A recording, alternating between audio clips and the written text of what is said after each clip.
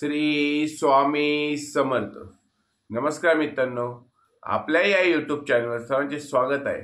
आणि आज आपण बघणार आहोत कन्या राशीचे मार्च महिन्याचे राशी भविष्य. म्हणजेच काय मित्रांनो, की कन्या राशीच्या व्यक्तींना येणारा मार्च महिना आहे तो कसा असणार आहे, त्यांचे आरोग्य कसे असणार आहे, नोकरदार वर्गासाठी कसा असणार आहे, व्यावसायिक लोकांसाठी कसा असणार आहे, याची सविस्तरपणे माहिती आपण या व्हिडिओमध्ये जाणून घेणार आहोत.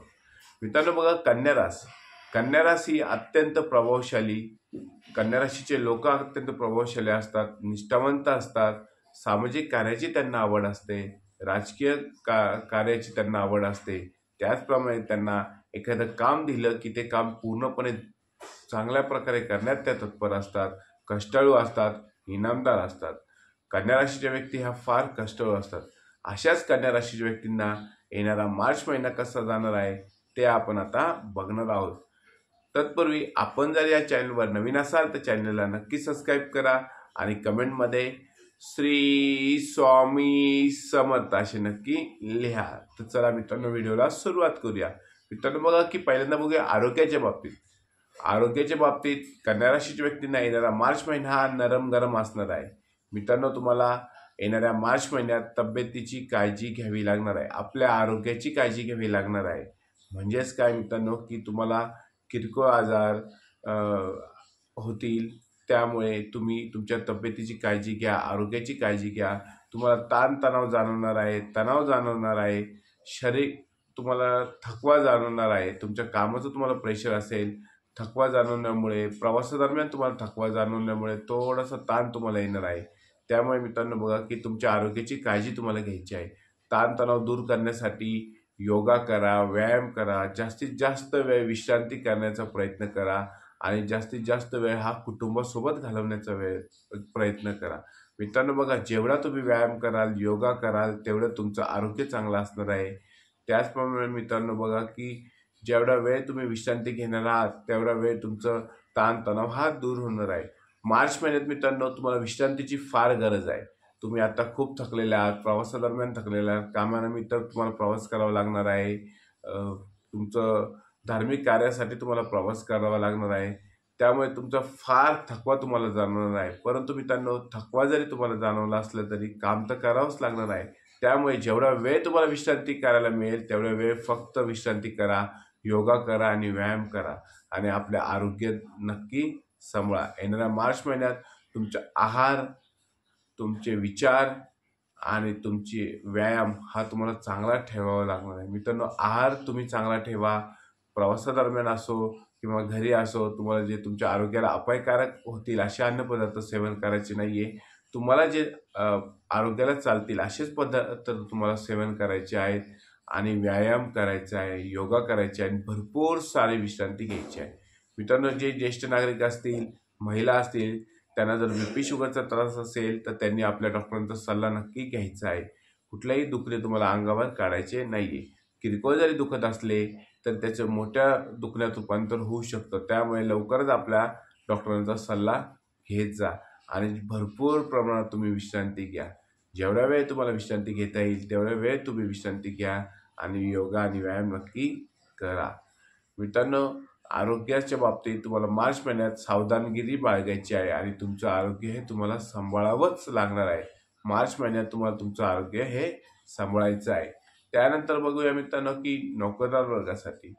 मित्रांनो बघा, की नोकरदार वर्गासाठी येणारा हा जो मार्च महिना आहे तो नवीन प्रोजेक्ट घेऊन येणार आहे.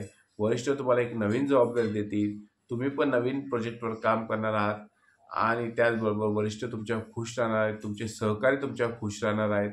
त्याचप्रमाणे बघा मित्रांनो, की तुम्ही नोकरीमध्ये, तुमच्या करिअरमध्ये फार पुढे जाणार आहात, यशाची पायऱ्या तुम्ही चढणार आहात आणि यशस्वी होणार आहात. त्याचप्रमाणे बघा, तुमच्या नोकरीमध्ये पगारवाढ सुद्धा होऊ शकते, एका ठिकाणी दुसऱ्या ठिकाणी सुद्धा तुमची बदली होऊ शकते.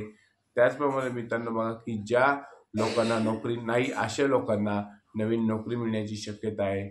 नवीन त्यांना करिअरमध्ये चांगला अनुभव असेल अशा व्यक्तींना नोकरी लवकर मिळण्याची शक्यता आहे.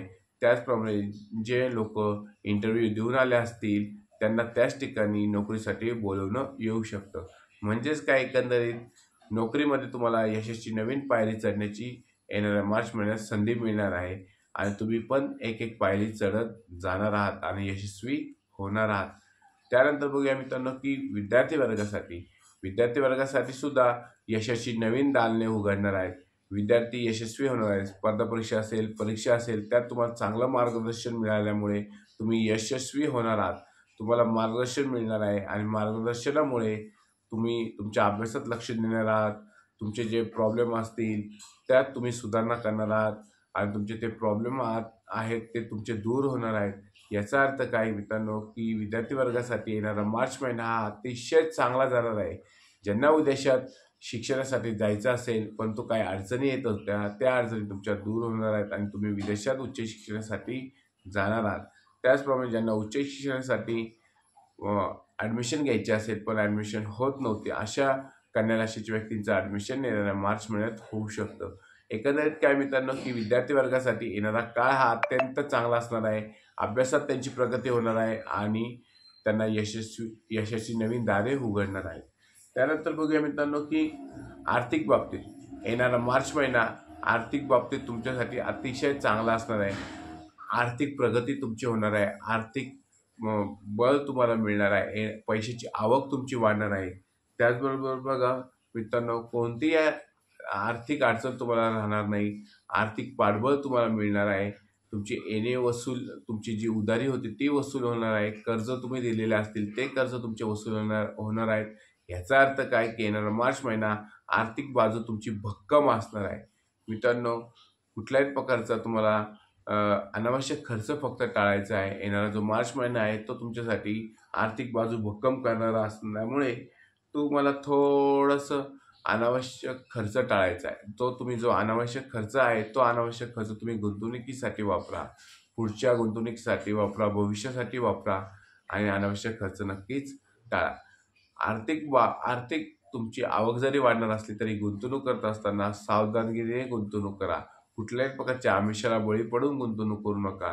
शेअर मार्केटमध्ये जर तुम्ही पैसा गुंतवणार असाल तर तज्ञांचा सल्ला मात्र नक्की घ्या आणि तरच गुंतवणूक करा.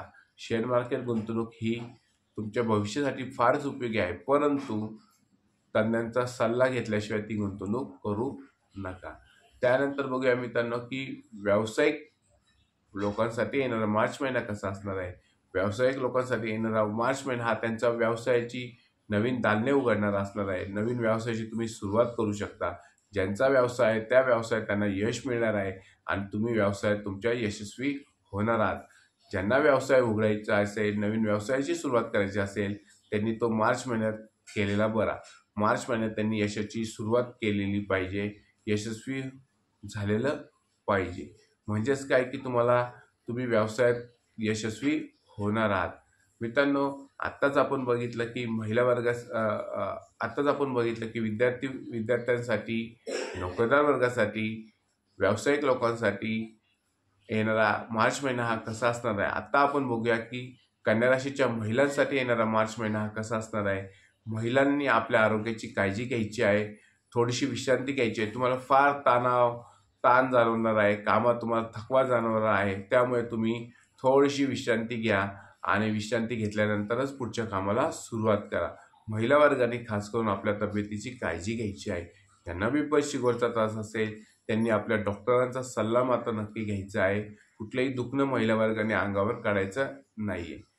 जेणेकरून मित्रांनो की महिला वर्गाने आपली तब्येत येणाऱ्या मार्च महिन्यात सांभाळायची आहे. हा व्हिडिओ जर तुम्हाला आवडला असल्यास व्हिडिओला नक्की लाईक करा, चॅनलला सबस्क्राईब करा आणि कमेंटमध्ये श्री स्वामी समर्थ अशी नक्की लिहा. श्री स्वामी समर्थ.